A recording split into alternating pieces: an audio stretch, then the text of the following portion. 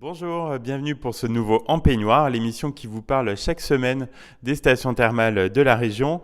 Mon invité du jour intervient depuis plusieurs années au Thermes du Mont d'Or, qui, rappelons-le, est la première station thermale d'Auvergne en nombre de curistes. Bonjour Sébastien Surel. Bonjour Stéphane. Est-ce que vous pouvez vous présenter pour nos auditeurs?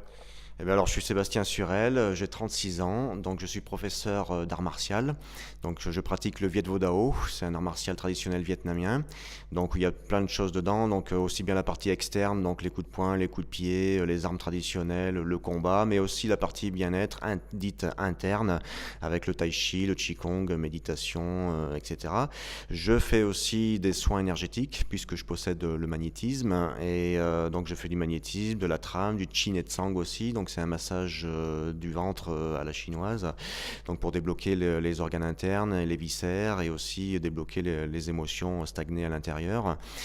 Je fais aussi, donc je m'intéresse à la géobiologie, donc tout ce qui est énergétique, puisque ça va ensemble, de toute façon. Et donc je fais des visites guidées énergétiques de la cathédrale de Clermont, qui marchent très très bien. Donc j'explique un peu la symbolique, je fais ressentir les énergies aux gens à l'intérieur.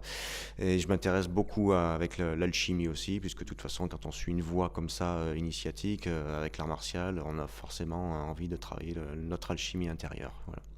Alors, d'où vient cette passion pour les arts martiaux? Eh ben, cette passion m'est venue un petit peu curieusement. Donc, comme je parlais d'alchimie, eh bien, dans une voie initiatique, on ne cherche pas la voie, c'est la voie qui nous tombe dessus, comme ça. Donc, c'est assez curieux, et on ne peut pas faire autrement que de la suivre, parce que c'est elle qui nous appelle. Alors, ben, c'est venu un petit peu curieusement. C'est un jour, ben, comme j'étais à l'âge de 10 ans, ma mère va chez notre médecin traitant. Et donc, comme j'étais un petit enfant, on va dire, un peu stressé, angoissé, timide, réservé, donc ma doctoresse avait dit à ma mère, bah, écoutez, ça serait bien que votre fils fasse un sport collectif voilà, pour l'ouvrir un petit peu, qu'il voie du monde, voilà, qu'il serait peut-être moins enfermé après. Et donc, bon, elle a parlé de ça, ma mère rentre à la maison, et puis elle me parle de tout ça. Alors moi, forcément, évidemment, l'ego qui gonfle, je me suis dit, bah, de quoi elle se mêle, celle-là, je la regarde pas, je fais bien ce que je veux de ma vie, voilà, bon. Mais alors ma mère me dit, bah, écoute, ça sert à rien de t'énerver, on va juste aller voir comme ça coûte rien, voir ce que ça donne. Alors un jour, ben, on s'est rendu au cours qui était les mercredis après-midi, à Langeac, où j'étais originaire, il y avait un cours là-bas, dans le dojo. Et ben là, ça a été vraiment une révélation pour moi. Les cours ont été extraordinaires. Ça m'a vraiment très très plu, si bien qu'à la fin du cours, ben, j'ai été voir le professeur et je me suis inscrit automatiquement. Et depuis, ben, j'ai pas lâché. Ça fait 26 ans que je pratique. Voilà. Une belle histoire. Alors, en quoi le tai chi, le qigong apporte du bien-être à ceux qui pratiquent ces activités? Eh bien, alors forcément, ça va apporter du bien-être, le tai chi qigong, puisqu'on va travailler évidemment sur tout le corps, sur aussi, surtout la respiration, la concentration, ce qui est vraiment une clé très très importante, et aussi aider à gérer le stress et les émotions, donc une partie très très importante dans notre société aujourd'hui, hein. Donc les gens sont très très confrontés à ce stress et ces émotions. Donc on travaille voilà, beaucoup de respiration, on débloque de la mobilité articulaire, on augmente aussi la motricité et la tenue corporelle aussi, hein. Depuis quand intervenez-vous au terme du Mont d'Or? Alors bah, si mes souvenirs sont bons, donc ça fait déjà je crois 5 années que j'interviens, donc j'ai dû attaquer début avril 2013. Vous faites partie des personnes qui sont convaincues par les bienfaits du thermalisme? Ah bah absolument, oui. Alors je commencerai par une parabole qui est rendons à César ce qui est à César, mais alors eh bien non, parce que d'après une idée bien reçue, bah, les établissements thermaux n'ont pas été inventés par les Romains, c'est plutôt les Grecs qui les ont précédés, et c'est par la suite, bien plus tard, que les Romains leur ont, on va dire, emboîté le pas, mais ouais, ça fait beaucoup d'années, ben, on va dire 600 ans avant Jésus-Christ, que les bienfaits de cette eau aux finalités curatives ont été reconnus. Et à l'époque, on dispensait, on va dire, des soins par le biais de fontaines d'eau salée.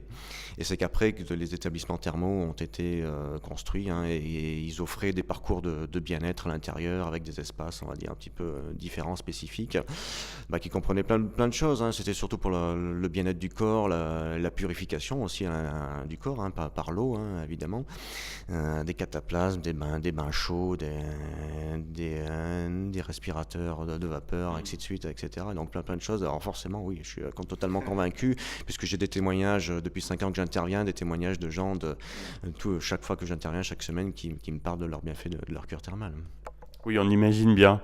Et alors, en quoi vos interventions sont complémentaires aux soins thermaux? Alors, elles sont forcément complémentaires, puisque déjà, les thermes du Mont d'Or travaillent sur les problèmes articulaires, la gonarthrose, etc. Donc nous, évidemment, quand on pratique le tai chi ou le qigong, on travaille des mouvements très très lents, basés avec la respiration. Donc forcément, on agit à travers ces mouvements-là avec les articulations. Et comme il y a des parties voies ORL et respiratoires, forcément nous aussi, comme on travaille la respiration, on agit en complément là-dessus. Ce que je dirais, ce qu'on apporte de plus, c'est on leur apporte cette étude de la respiration, on leur donne la possibilité de retrouver une respiration fonctionnelle derrière. Donc c'est vraiment très très complémentaire. Merci Sébastien Surel, on va faire une petite pause et on se retrouve donc juste après pour continuer de parler ensemble. Deuxième partie de ce En peignoir avec Sébastien Surel, donc, qui intervient depuis 2013 au terme du Mont d'Or. Alors Sébastien, vous avez récemment sorti un livre, Le Qigong adapté au syndrome d'Ehlers dans l'os. Est-ce que vous pouvez nous parler de cette maladie qui n'est pas très très connue? Alors oui, effectivement, c'est une maladie qui n'est pas très très connue, mais c'est vraiment une maladie très très lourde. Il y a plein de pathologies dedans. Il y a des gens qui vont marcher comme nous, il y a des gens qui vont être en béquille, il y a des gens qui vont être en chariot roulant. C'est vraiment très très lourd. Alors on peut dire aussi que cette maladie, elle est pareille que la fibromyalgie. C'est quelque chose d'identique. D'ailleurs, mon livre pourrait être très très bien adapté aussi pour les personnes qui sont atteintes de fibromyalgie, hein, il pourrait s'en servir aussi. Voilà, donc comme la fibromyalgie, la spondylarthrite, donc c'est des grosses fatigues, des grosses douleurs articulaires de partout. La particularité, on va dire, de cette pathologie par rapport à la fibromyalgie, c'est qu'ils ont un manque de collagène. Donc, ce qui fait que leurs articulations n'ont pas de maintien, elles sont hyper laxes. Je donne un exemple très simple, ils vont prendre un pot de confiture, ils vont l'ouvrir, ils vont se déboîter le poignet par exemple, ils peuvent se déboîter le poignet, en mangeant ils peuvent se déboîter les mâchoires, voilà, des articulations qui vont lâcher à tout moment, mais surtout vraiment des très grosses fatigues, des très grosses douleurs. Donc c'est vraiment une pathologie très très lourde qui est très contraignante au quotidien pour ces personnes-là. Alors, il y a une cure spécifique sur cette pathologie au terme du Mont d'Or. C'est dans ce cadre-là que vous intervenez?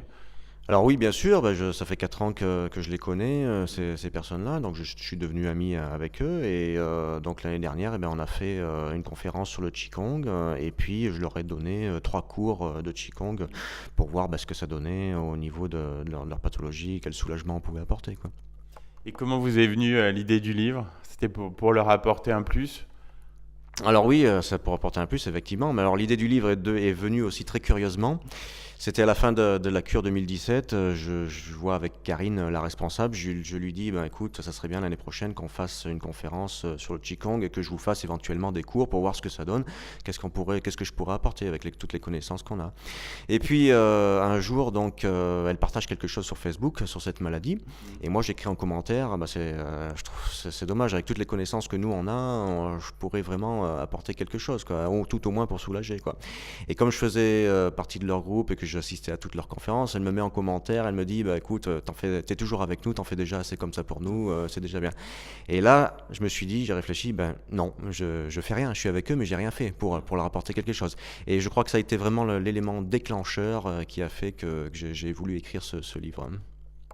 Alors, quels sont les bienfaits les plus appréciés de ce Qigong adapté?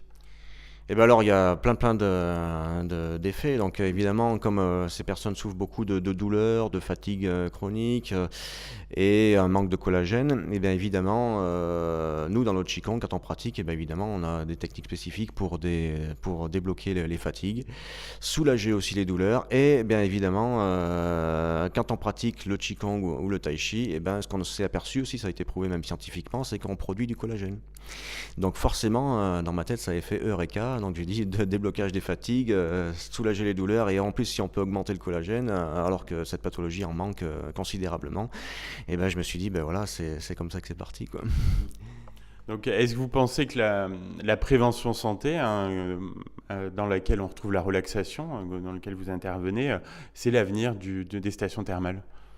Ah bah absolument, pour moi oui. On va dire, on va pas attendre d'être dans la tombe pour aller voir si les gens avaient une maladie, quoi.